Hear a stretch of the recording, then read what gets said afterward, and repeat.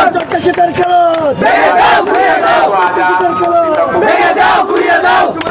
আমার একটা অনুরোধ, ব্যারিস্টার সুমনকে বাঁচিয়ে রাখার জন্য যা যা করা আমরা চূড়ান্তকে বাঁচি করবো। আমি বেশি কথা সাধারণত বলি না, তবে একটা কথা বলি যে ব্যারিস্টার সুমনের মতো আরেকটা এমপি সারা বাংলাদেশ কোথাও নাই। এই চূড়াগের ছেলেরা মুরব্বিয়ান সবার কাছে আমার অনুরোধ থাকবে, ব্যারিস্টার সুমনকে বাঁচিয়ে রাখার জন্য আল্লাহর কাছে কি আমরা কোনো ধর্মীয় কাজ অর্থাৎ কোনো দোয়া দোয়া করতে পারি, এটা একটা চিন্তা করার দরকার আছে। সব কিছু বাড়ি কিন্তু আল্লাহ, আমরা আল্লাহর কাছে যাইবো, আল্লাহ তুমি ব্যারিস্টার সুমনকে বাঁচিয়ে রাখো, আমাদের জন্য বাঁচিয়ে রাখো, চূড়াগের জন্য বাঁচিয়ে রাখো। বেশি কথা বলি না, আমি একটা জানাতে যাবো, মানুষটা মারা গেছে তার জানা যেহেতু আমি আজকের মতো এখানে সমাপ্ত করি। ভবিষ্যতের জন্য কোনো অনুষ্ঠান হয়, কোনো প্রোগ্রাম হয় আমাদের জানালে আমি থাকবো। সবাইকে ধন্যবাদ। আসসালাম আলাইকুম। সম্মানিত উপস্থিতি, আমাদের মধ্যে কিন্তু অসংখ্য নেতৃবৃন্দ উপস্থিত রয়েছেন। আমাদের মধ্যে উপস্থিত রয়েছেন সোনারঘাট উপজেলা ভাইস চেয়ারম্যান মাওলানা আব্দুল কাইয়ুম, 7 নম্বর ইউনিয়ন উপাধ ইউনিয়নের সাবেক চেয়ারম্যান জনাব আলহাজ রজব আলী, 3 নম্বর ইউনিয়নের বর্তমান চেয়ারম্যান জনাব রুমন ফাজি এবং সোনারঘাট উপজেলা ছাত্র দলের সাবেক আহ্বায়ক আবু নাইম হালিম, সোনারঘাট পৌর যুবলীগের আহ্বায়ক গফুর ভাই, সোনারঘাট উপজেলা ছাত্রলীগের সাধারণ সম্পাদক রায়হান রাজা মাসুম সহ অসংখ্য নেতৃবৃন্দ কিন্তু উপস্থিত হয়েছে।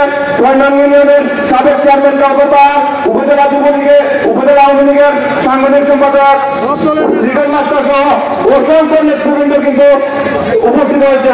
সবাইকে আসলে কথা বলা দেওয়া সময় নেই।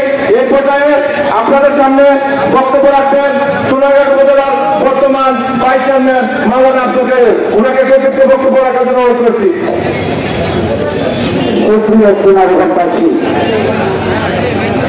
আমাদের মাননীয় এমপি ব্যারিস্টার সাইদুল হক সুমন সাহেবের আজকে এই ওনার বিরুদ্ধে যে কার্যক্রম শুরু হয়েছে সেই প্রতিবাদ সভায় আমরা যোগদান করেছি।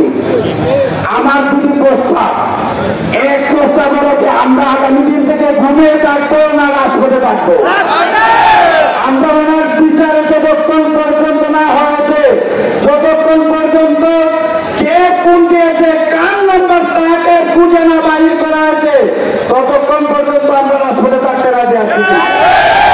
এখানে আপনারা আলহাজ আবুল হোসেন আহমেদ রহমতুল্লাহ আলাইহি আমরা আরেকটা ভালো মানুষ যদি হারাই আর আমরা ঘুমিয়ে থাকি, তাহলে সোনারঘাট বন্ধ হত্যা হয়ে যাবে।